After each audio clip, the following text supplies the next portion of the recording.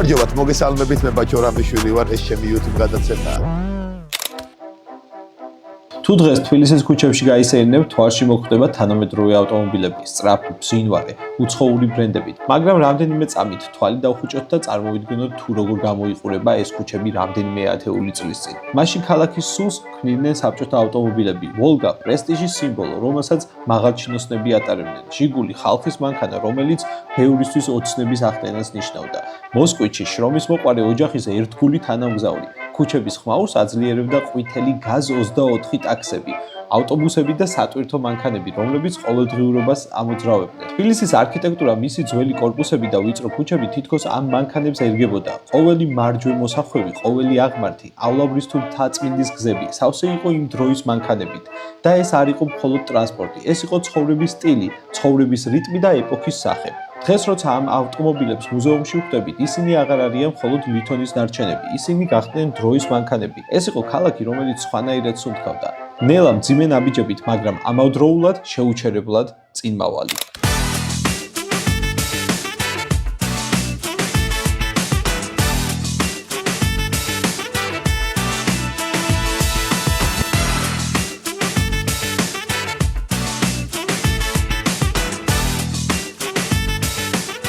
მოგესალმებით, გამარჯობა. სასიამოვნო თქვენთან სტუმრობა. ძალიან გვიხარია, რომ მოგვეცეს საშუალება იმის, რომ დავათვალიეროთ თქვენი ავტომუზეუმი და დარწმუნებული ვარ, ძალიან ბევრ საინტერესო ისტორიულ ავტომობილს იხილავს ჩვენი მაყურებელი. მაინტერესებს ამ ავტომობილებში, რომელიც ძალიან ბევრი საინტერესო ავტომობილია, რომელი ავტომობილია თქვენი ოცნების ავტომობილი? ჩემი ოცნების ავტომობილი, რა თქმა უნდა, იყო ჯერ 06 ჟიგული, რომელიც ყავდა მამას. მე რა თქმა უნდა 06 გადაიცვალა KAZ-24-ში ვოლგაში, რომელზეც მოვასწარი სიარული და იმ მანქანით დავდიოდი ქალაქში. მაგრამ მე შემდეგ სრულიად შემთხვევით მოახერხე, ეს არის 98 წელი, ჯერ კიდევ საბჭოთა კავშირია და საბჭოთა პერიოდია. შევიძინე დაცუნი 280 ნახევრად სპორტული ავტომობილი. ეს შეიძლება ითქვას კოსმოსი იყო შედარება თქვა საბჭოთა მანქანებთან.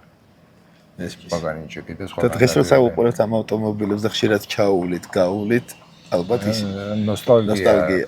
და მოგონებებია, ყველა მანქანასთან რაღაცა დაკავშირებული ისტორია, ყველა მანქანასთან. ესმის. მოკლედ გიწევთ ისტორიასთან ყოველთვის ნოსტალგიასთან შეხება.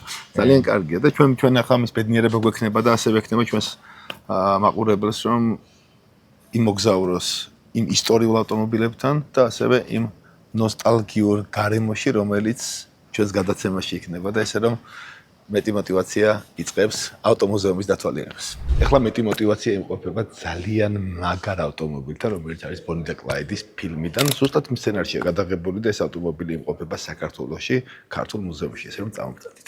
აი ეს ავტომობილია და დარწმუნებული ვარ, ხედავთ როგორ ფიქრობდნენ და როგორ აზროვნებდნენ მაშინდელი დიზაინერები, საოცარი ექსტერიერი აქვს. და მით უმეტეს, როდესაც ეხები ავტომობილს, რომელიც არის გადაღებული ფილმში, რომელიც ფილმით კლასიკაა და შესაბამისად ეს ავტომობილი საქართველოში იმყოფება. სურნელიც კი იმ პერიოდის იგრძნობა ავტომობილში. ხარისხი მართლა ძალიან მაღალი კლასის არის და იმ პერიოდისთვის არ ვიცი, ავტომობილებს ქმნიდნენ როგორც ოთახს. ძღოლები ზოგადად ძალიან დაჩაგრული ყავდათ ყოველთვის. ჩვენი გადაცემის სრულობისას ამას დარწმუნდებით, რომ ყოველთვის იყო გათვლილი 1.70 და ქონდა სიმაღლე, ანუ მაღალი ძღოლი არ არსებობდა და შესაბამისად იყო ის, რომ ძღოლებს არაფრად არ თვლიდნენ. ყველაზე დიდი როლი იყო ის, რომ უკან დამჯდარიყავი და ცხოვრება შეგეგრძნა. აი ცხოვრება ეს არის ნამდვილად შეგრძნება და წარმოვიდგენია, რა ხალხო კომფორტია, როგორ გათვლილია იმ ადამიანებისთვის, რომელი ადამიანებიც თავს ადამიანებად კი არა, უფრო მეტად თვლიდნენ იმ პერიოდისთვის და ზოგადად ეს ის პერიოდი იყო, როდესაც მაშინ იწყებოდა ზოგადად ცივილიზაცია ადამიანურიც და ცხოვრებისეულიც. ექსკლუზივი მეტი мотиваციის მაყურებლისთვის 1924 წელს ბუგატი, რომელიც გახლავთ ელექტროავტომობილი.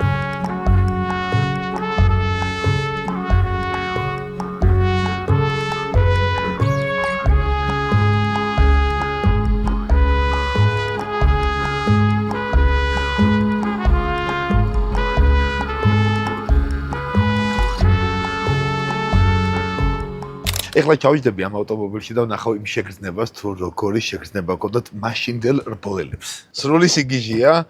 სხვათა შორის მინდა აღვნიშნო, რომ ბუგატი ზოგადად ხომ სოფლიოში ერთ-ერთი საუკეთესო ავტომობილია და 1924 წელსაც კი ფიქრობდნენ იმ კომფორტზე, რომ საჭი ყოფილიყო ზუსტად მიმართული მძღოლისთვის, შესაბამისად, იგრძნობა რომ ავტომობილი რა თქმა უნდა აგრესიულია, თუმცა ეს ავტომობილი იყო ელექტრო. და ალბათ ძალიან ბევრი ადამიანს აინტერესებს, რამდენი კილომეტრს გადიოდა 1924 წელს შექმნილი ელექტრო ავტომობილი. სხვათა შორის აქ არის ის ბატარეები, რომელსაც ჩვენ ვხედავთ. ეს არის ის ბატარეები, რითიც იმუხტებოდა ავტომობილი, შესაბამისად ძალიან კარგად ჩანს. ეს არის Ford-ის Thunderbird-ი, ქართულად შევარდენი, რომელიც 1956 წელს არის გამოშვებული. მანქანა არის 8 ცილინდრიანი, ავტომატური კოლოფით და ძრავის მოცულობა 6 და 2. წარმომიდგენია.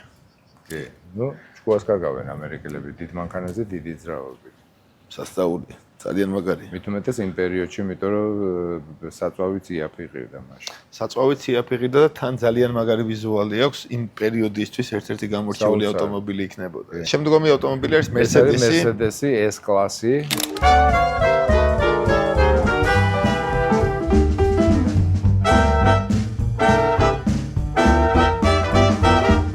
რომელიც 1965 წელს არის გამოშვებული. ვინ დადიოდა ასეთი ავტომობილებით მაშინ გერმანიაში?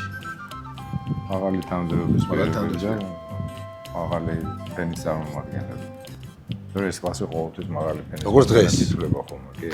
ეს კლასს რო უყურებ, კი რაღაცები შეცვალა, მაგრამ მაინც ველი დატოვებული აქვს სალონის, ხომ ყავდა ეს ავტომობილი არაერთხელ ძალიან მოყვარს ეს კლასი, ზოგადად Mercedes ძალიან დიდ პატივს ცემდა.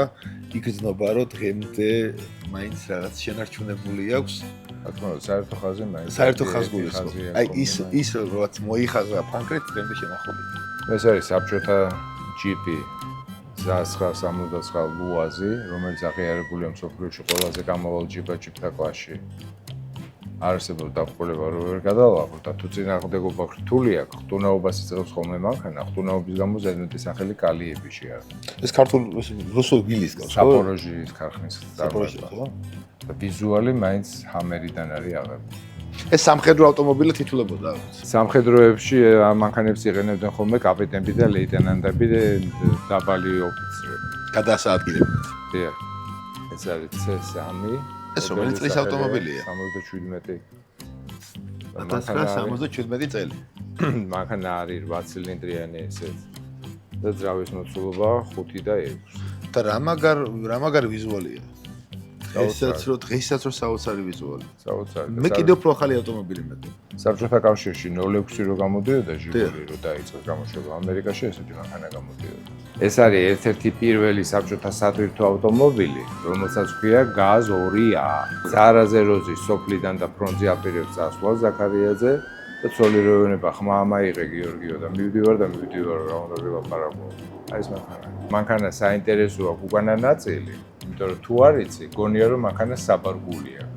აღმოჩნდება რომ მანქანას დამატებითი სავარძელია. აჰა, ძალიან. ამ ადგილს ეძახდნენ სიდედრის ადგილს.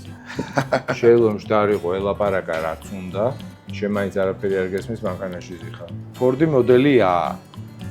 ეს არის 1926 წელს გამოშვებული და არის კუპე ორკარებიანი მანქანა. ეს ავტომობილები თითქმის ყველა არის ერთი დიზაინის. იმიტომ რომ მაშინდელი ამომავალი წერტილი მანქანებისთვის იყო ეტლი. და ყველაფერი ეტლს გავდა. და ყველა მანქანა ეტლს გავდა და იქიდან დიზაინერები აყოლეს. ეს არის ერთ-ერთი პირველი მოდელი Ford-ის, რომელიც არის 1910 წელს გამოშვებული, 15 წლის არის. ამასაც დისკები ხისა აქვს მანქანას. ეს აეროპორტის მანქანა, რომელიც თვითმფრინავებს უთითებდნენ ხოლმე მაშინ აეროპორტში, ასაფრენ და დასაფრენ ბილიკებს. საბჭოთა კავშირში მარტო ერთი ავიაკომპანია იყო, მხოლოდ აეროფლოტი. და იმის რეკლამასაც აკეთებდნენ იფრინეთ აეროფლოტის თვითმფრინავები, თვითონ სხვა შანსი ჰქონდა ხალხს რომელიმე კომპანიას. აქტუალური საბჭოთა რეკლამა იყო უკან საბჭოთა კავშირში სხვაგან როარ გაფრენილება. ეს ტაქსი რა თქმა უნდა იმ პერიოდის თავისი მწვანე თვალით კუთხეში და სალონში მრიცხველით. დიახ. თავისუფალი იყო თვალი მწვანეთ ანათებდა. და თუ კლიენტი ჩარჯდებოდა და როლი მრიცხველს ჩართავდა, ავტომატურად ხრებოდა და ისე კი დაკავებულია. და თუ კლიენტი იჯდა და თვალი მაინც ემთო, ესე იგი მძღოლი მარცხენა შემოსავლაზე საკუთარ ჯიბეზე მუშაობდა, აჩერებდნენ და მართვის მოწმობას ართმევდნენ ხოლმე. ავტომობილი, რომელსაც ქვია SMZ C3D და სახელი უფრო გრძელია, ვიდრე თვითონ მანქანა. დიახ. მანქანა არ იყიდებოდა, ჩუქნიდან მეორე მსოფლიო ომის ინვალიდებს, ვისაც ფეხები ჰქონდა ომში დაკარგული. ამის გამო მანქანას არ აქვს არც ერთი პედალი. ყველა პედლები არის საჭეზე დიახ. და მძღოლის გვერდზე მარჯვნივ. და მანქანა სპეციალურად დაბალი კეთდებოდა, რომ უფეხო ადამიანი ადვილად მოთავსებული იყო მანქანაში. პრაქტიკული რო ყოფილიყო. დიახ. შესახედად მანქანას გავს, მაგრამ პასპორტში უწერია Moto E. ნუ მაშინ ადამიანებზე ფიქრობდნენ. კი, ეხლა ბოლომდე აგიხსნით და მიხვდებით. Moto E უწერია, იმიტომ რომ ამასაც ზაპოროჟეცები ძრავი უკანა აქვს და ძრავი არის საბჭოთა მოტოციკლეტის იჟის ერთცილინდრიანი მხოლოდ და მხოლოდ. დიახ. მარჯვენა რიგში გვიყენია საბჭოთა ხალხისთვის განკუთვნილი ავტომობილები, ყველა კოპირებულია ევროპული მოდელებიდან. დიახ. მარცხენა რიგში არის სამხრეთ ეს რომელი წლებია დაახლოებით? ეხლა ვერ გეტყვით. მარცხენა რიგში არის სამთავრობო მანქანები და მაღალი თანამდებობის პირების მანქანები, რომელიც ყველა კოპირებულია ამერიკული მანქანებიდან. პირველი საბჭოთა პიკაპი GAZ 4. მანქანა 1933 წელს არის გამოშვებული და მსოფლიოში დღევანდელ დღეს სულ 5 ცალია დარჩენილი, ერთი ჩვენთან არის 4 რუსეთის მუზეუმებში. სად პოულობთ ამ ავტომობილებს? როგორ ვაგნებთ? საქართველოში ძირითადად ყველა მანქანა მოძიებულია, თუ არ არის ამერიკის აუქციონზე შეძენილი და უფრო კახეთს მევეძახი საქართველოს კუბას. ისეთ მანქანა შეიძლება წააწყდეთ, მე ყალზე დაგიდგეს. მართალია მე ეს არ მემუქრება.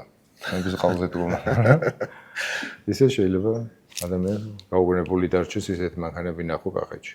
GAZ 24 Volga.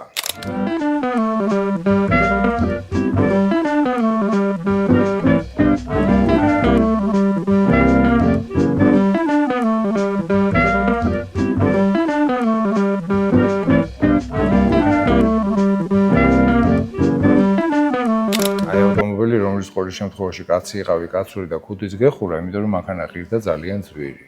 და ყიდვის დროს უკვე ოფიციალურად ცნობას გთხოვდნენ, რომ იმდენი ხელფასი და შემოსავალი გაქვს, რომ შეგეძლო ესეთი მანქანა შეგეძინა. GAZ 13 ჩაიკა, თოლია.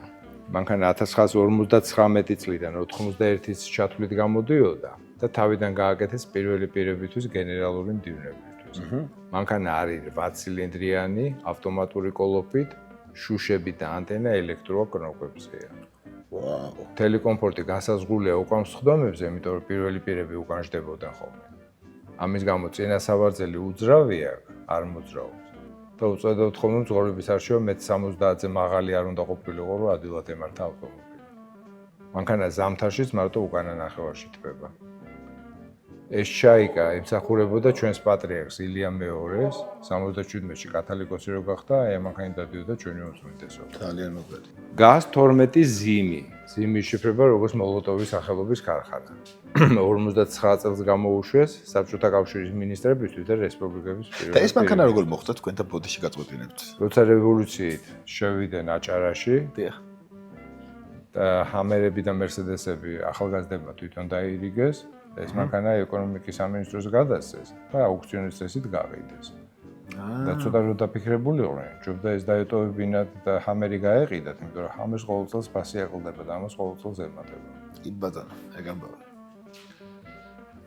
და მანქანა 59-ში გამოუშვეს საბჭოთა კავშირის მინისტრებისთვის და რესპუბლიკების პირველი პირებისთვის. და ეს მანქანა ემსახურებოდა მჟავანაძის ოჯახს. შევარდაძე ვინც იყო პირველი მდივანი. კი ბატონო. ფოტო არის ქვევით რა მდგომარეობაში იყო, როცა ვიყიდეთ. მანქანა არის 6 ცილინდრიანი, ნახევრად ავტომატური კოლოფით და პირველი საბჭოთა 6 შუშიანი მანქანა შეიძლება ითქვას პირველი საბჭოთა ლიმუზინი. საოცარი. 60 წლიდან მანქანა უკვე როგორც ტაქსი ისეც გამოუშვეს, იმიტომ რომ დიდია, ტევადია, კომფორტულია. დიახ. შემილია უკანა სალონი გაჩვენოთ. და ადვილად მისახვედრი იქნება, რამდენად კომფორტული იყო იმ დროს ტაქსით მგზავრობა დღევანდელ პრიუსებთან შედარებით. საოცარი. ერთოთახიანი ბინა ჟურნალების მაგიდის გარეშე. კი ბატონო. საბჭოთა ბავშვების საოცნებო მანქანებიც ყავს. დიახ. განსაკუთრებით ძვირფასია ეს ნაცისფერი მანქანა. რომელიც 1934 წელს არის გამოშვებული, 101 წლის არის. და თავიწოზე 700 ცალი გააკეთეს მარტო, გასაგებია რომ ბავშვებს გათვალეს. და დღეს ორია დარჩენილი, ერთი ჩვენთან, მეორე მოსკოვში კოლექციონერთან. მანქანა მთლიანად ხარხმულია ხარხმულ საღებავზე ფარების გარდა. ნუ წინ წარწერა გაზი მოლოტოვის სახელობის, რა თქმა უნდა, გააჩნია. ეთქო პატარა ჩეკისტებისთვის იყო მანქანა გაკეთებული მომავალი თაობისთვის.